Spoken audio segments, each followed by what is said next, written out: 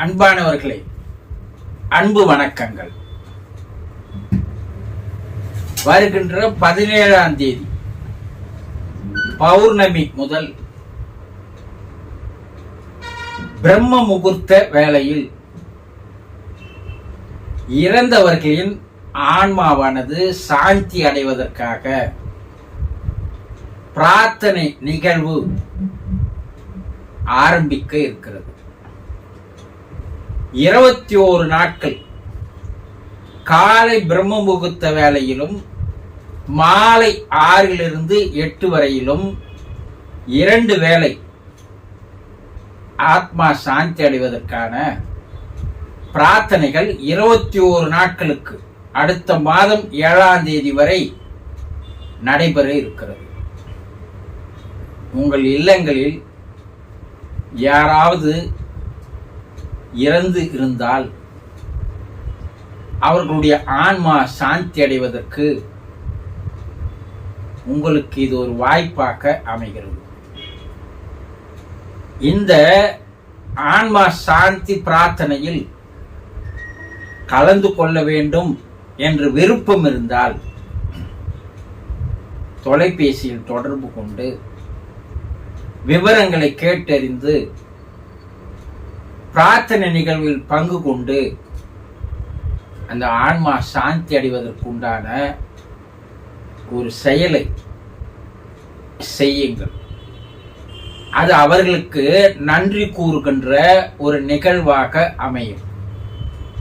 அவர்களும் சந்தோஷமாக மகிழ்ச்சியாக மாறுவார்கள்.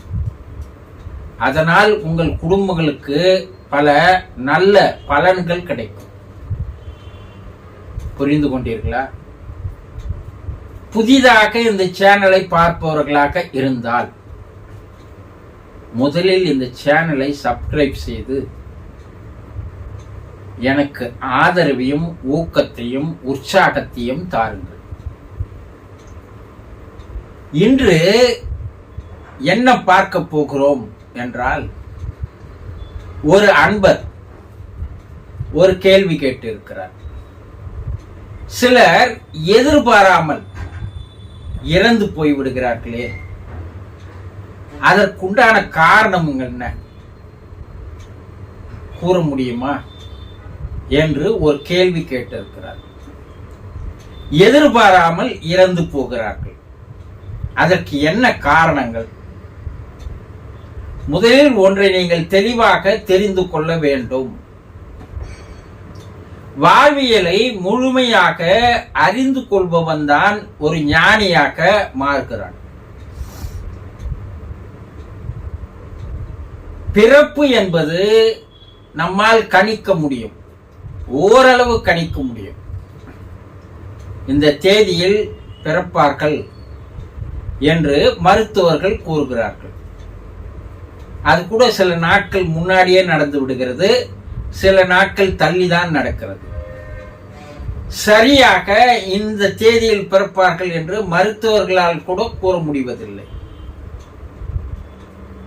அதே போல இறப்பை யாராலுமே கணிக்க முடியாது. இந்த தேதியில தான் அவர் இருப்பாரு, இப்படிதான் இறப்பாரு, இந்த நிலையில தான் இருப்பாரு, யாராலையுமே கணிக்க முடியாது. பிறப்பும் இறப்பும் இறைவன் கையில் இருக்கின்ற விளையாட்டு. அவன் எப்போது நினைக்கிறானோ அப்போது பிறக்க வைக்கிறான், எப்போது நினைக்கிறானோ அப்போது இறப்பை தந்து அழைத்துக் கொள்கிறான். இதனால்தான் எல்லோருக்குமே இறைவன் மீது ஒரு பக்தி ஏற்படுகிறது, ஒரு பயம் ஏற்படுகிறது, ஒரு ஆர்வமும் அக்கறையும் ஏற்படுகிறது, அவன் மீது அன்பு ஏற்படுகிறது. இது ரெண்டையுமே மனிதன் தெரிந்து கொண்டால் இறை சக்தியை அவன் மதிக்காமலே போய்விடுவான். இதை ரெண்டுத்தையும் இறைவன் தன் கையில் வைத்துக் கொள்வதால் தான் எப்ப இறப்போம் எப்ப இறப்போம் என்று பயத்திலேயே வாழ்கிற மனிதர்கள் இருக்கிறார்கள். இறப்பை யாருமே வரவேற்பதில்லை. இன்னைக்கு நீங்க இறக்க போறீங்கன்னு மருத்துவர் சொன்னா, ஐயோ இறைவா என்னை இன்னும் கொஞ்ச காலம் வாழ விடே, அவனுக்கு வாழ்கின்ற ஆசை அதிகம். ஏன்னா இந்த உலகத்துல எல்லா இன்பங்களையும் அனுபவிக்கிறான். ஆனா இந்த இன்பங்கள் எல்லாம் சிற்றின்பங்கள் என்பது அவனுக்கு தெரிவதில்லை. இந்த மழை காலத்துல மழை நீர் ஒரு சொட்டு கீழே விழுந்தா ஒரு குமிழ் ஏற்படும்.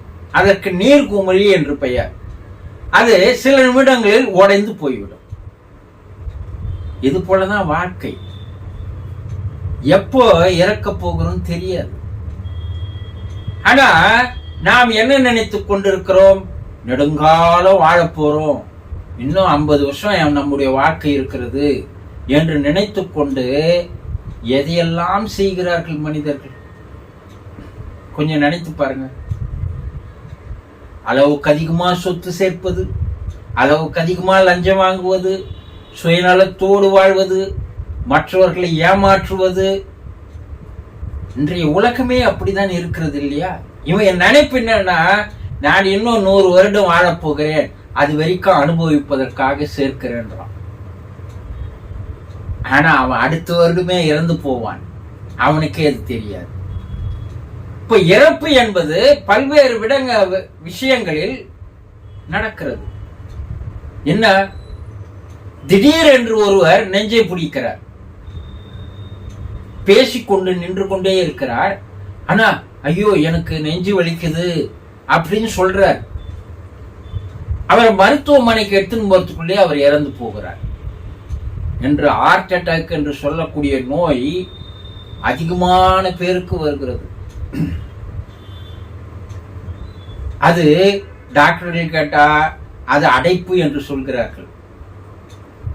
உள்ள இருதயத்திற்கு போகின்ற வாழ்வுல அடைப்புகள் ஏற்படுகிறது. அதனால் ரத்த ஓட்டம் உள்ளே போவதில்லை, அதனால் இதயம் செயல்படுவதில்லை, அதனால் அவர் இறந்து விட்டார் என்று மருத்துவம் விளக்கம் தருகிறது. ஆனா நமக்கு இருதயத்துல வாழ்வு இருக்குது, அடைப்பு இருக்குதுன்னே பல பேருக்கு தெரியறதில்லை. அப்படியே 2-3 அடைப்பு இருந்து அதை நீக்கி கொண்டு வந்தவர்கள் என்ன நினைக்கிறாங்க?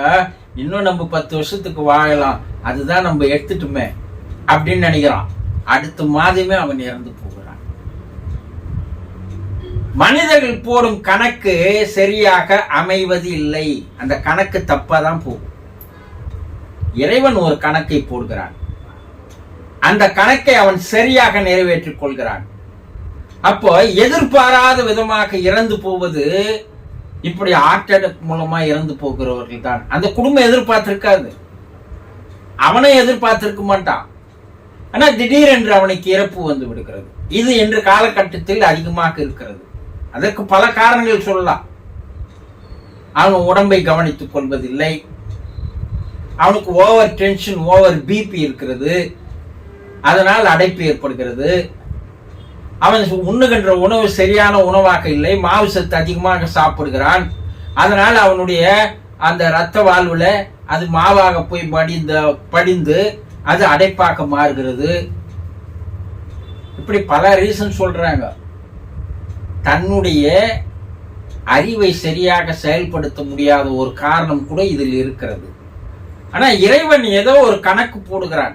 அந்த கணக்கை, அவனுடைய சூத்திரத்தை, அவனுடைய திருவிளையாடலை நம்மால் புரிந்து கொள்ள முடியவில்லை என்று திரு கண்ணதாசன் அவர்கள் பேசுவார். அவன் செய்யற லீலை, அவனுடைய விளையாட்டு, அதை புரிந்து கொள்வதற்கு நமக்கு போதிய ஞானம் இல்லை என்று சொல்வார். அப்ப இப்படி இறந்து போகிறார்கள். ராத்திரி நல்லா தூங்கதான் போனாருங்க, காலையில் போய் பார்த்தா படுக்கறையை தந்து பார்த்தா படுக்கையிலேயே இறந்து போயிருக்கிறாருங்க என்று சொல்கிறார்கள். இது நல்ல சாவு, இயற்கையான சாவு அப்படின்னு சொல்றாங்க.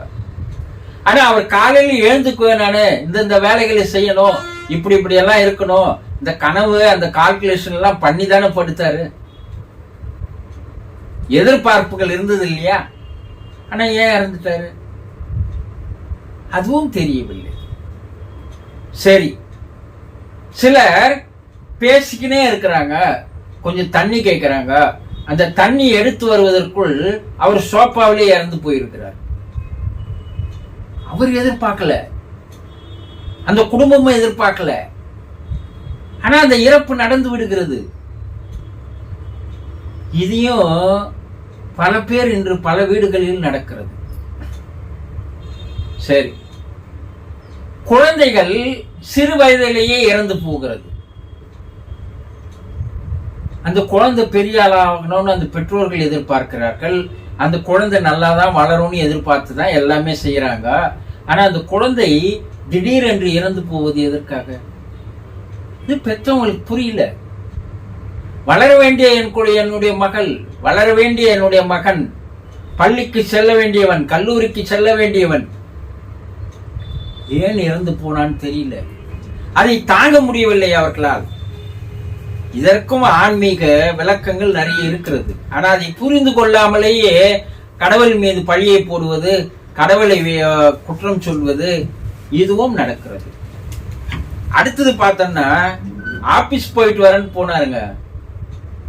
திடீரென்று அவர் உடலை எடுத்து வருகிறார்கள். ஆபீஸ் போன அரை மணி நேரத்துல தொலைபேசி வருகிறது. உன்னுடைய கணவர், உன்னுடைய பிள்ளை, உன்னுடைய மனைவி விபத்தில் அடிபட்டு விட்டார்கள், இங்க வாங்க என்று மருத்துவமனைக்கு அழைக்கிறார்கள். அப்படியே ஓடி போய் பார்த்தா அவர் உயிர் போயிட்டு இருக்கு. அவங்க திரும்ப வீட்டுக்கு வருவாங்க. அவங்களுக்கு என்ன வேணும், ஏது வேணும் செய்யலான்ற கனவுகளோடு தானே இருந்தோம். அப்ப என்ன காரணம்? ஏன் அகால மரணத்தில் அவர் இறந்து போனார்? புரியவே இல்லையே. அந்த குடும்பத்திலிருந்து, அந்த நிகழ்விலிருந்து அவர்களால் வெளிவர முடியாம தவிக்கிற குடும்பங்கள் என்று நிறைய இருக்கிறது. இது இப்ப சர்வசாதாரணமாக நிறைய விபத்துக்கள் நடைபெற்று வருகிறது. தொலைபேசியை பார்த்தாலும், தொலைக்காட்சியை பார்த்தாலும், செய்திகளை பார்த்தாலும் அகால மரணங்கள் அதிகமாக ஏற்படுகிறது. இது ஒரு பக்கம். சிலர் யாரிடமே சொல்லிக் கொள்ளாமல் திடீரென்று தற்கொலை செய்து கொள்கிறார்கள். அந்த குடும்பமே அப்படியே கதி கலங்கி போகிறது. எதற்காக? வாழ வேண்டிய வயது இருக்கிறது, ஏன் செய்து கொண்டார்? குழந்தைங்க தேர்வுல ஃபெயில் ஆயிட்டா தற்கொலை செய்து கொள்கிறது. அதிகமாக பணத்தை இழந்து, சூதாட்டத்தில் இழந்து இப்போ அதுல இறந்து போகிறார்கள், தற்கொலை செய்து கொள்கிறார்கள். காதல் தோல்வியில தற்கொலை செய்து கொள்கிறார்கள். கடன் தொல்லையால் தற்கொலை செய்து கொள்கிறார்கள். இதுவும் அதிகரித்து வருகிறது. அப்ப இந்த மரணங்கள் எல்லாம் எதிர்பார்க்காமல் நடக்கின்ற மரணங்கள். எதிர்பார்க்கல, அவரும் எதிர்பார்க்கல, அவங்க குடும்பமும் எதிர்பார்க்கல, யாருமே எதிர்பார்க்கல. ஆனா எதிர்பாராமல் இந்த மரணங்கள் நடக்கிறது. இந்த மரணங்களில் ஒரு சில மரணங்கள் ஆன்மீக விஷயமாக இருக்கிறது. என்ன? அவருடைய ஆயுள் முடிந்து போனால் அவர் இறந்து விடுகிறார். அவருடைய ஆயுள் கணக்கு அவ்வளவுதான். அதனால அந்த மரணங்கள் இயற்கையாக நடைபெறுகிறது. சிலர் ஆயுள் இருக்கும் போதே பாதி ஆயுள் அல்ப ஆயுசில் இறந்துட்டாங்கன்னு சொல்லுவாங்க இல்லையா, அப்படியும் இறந்து போகிறார்கள். சில மரணங்களுக்கு நம்மால் விளக்கங்களை தர முடியும். ஆன்மீக ரீதியாக, ஆவி உலக ஆராய்ச்சியின் ரீதியாக சில மரணங்களுக்கு நம்மால் விளக்கங்களை தர முடியும். ஆனால் சில மரணங்களுக்கு விளக்கமே யாராலையுமே தர முடியாது. அதற்கு 1000 விஷயங்கள் கூறுவார்கள். அதெல்லாம் ஏற்றுக்கொள்ளத்தக்க வகையில் இல்லை. ஆனா அதற்கு உண்டான விடைகள் நமக்கு தெரிவதே இல்லை. இதெல்லாம் இறைவனுடைய செயல். அவன் என்ன கணக்கு போடுகிறான், என்ன செய்கிறான், எதற்காக இப்படி செய்கிறான்? சில கர்ம விதிப்படி நடக்கிறது என்று சொல்கிறார்கள். இதற்கு 1000 விளக்கங்கள் இருக்கிறது. ஆனா இப்படியெல்லாம் இறந்து போனவர்களுடைய ஆன்மா சாந்தி அடைவதற்குண்டான வேலைகளை தான் நாம் செய்ய வேண்டும். இதையெல்லாம் நாம் எதிர்நோக்கி தான் ஆக வேண்டும், வேறு வழி இல்லை. ஏற்றுக்கொண்டுதான் ஆக வேண்டும். இந்த மரணங்களை எல்லாம் அந்த குடும்பத்தார் ஏற்றுக்கொண்டுதான் ஆக வேண்டும். அந்த பாதிப்பிலேயே நெடுநாள் இருக்கக்கூடாது. அடுத்து இருப்பவர்களுக்கு வாழ்க்கை இருக்கிறது. அப்ப இப்படி மரணம் அடைந்தவர்களுடைய ஆன்மா சாந்தி அடைவதற்குண்டான வேலைகளில் நாம் ஈடுபட வேண்டும். மனதை தேற்றிக் கொள்ள வேண்டும், ஒரு வழி இல்லை. எந்த ஆறுதலும் உங்களால் அதை உங்களுடைய மனவலிகளிலிருந்து மீட்டெடுக்க முடியாது. அது ஒரு ஆறாத காயமாக இருந்து கொண்டுதான் இருக்கும். ஆனா அவர்களுக்கு நாம் ஆன்ம விடுதலை தர வேண்டும். அதற்குண்டான செயல்களில் நாம் இறங்க வேண்டும்.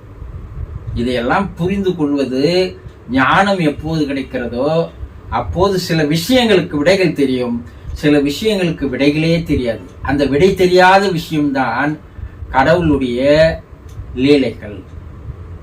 புரிந்து கொண்டீர்களா? சந்தோஷம்.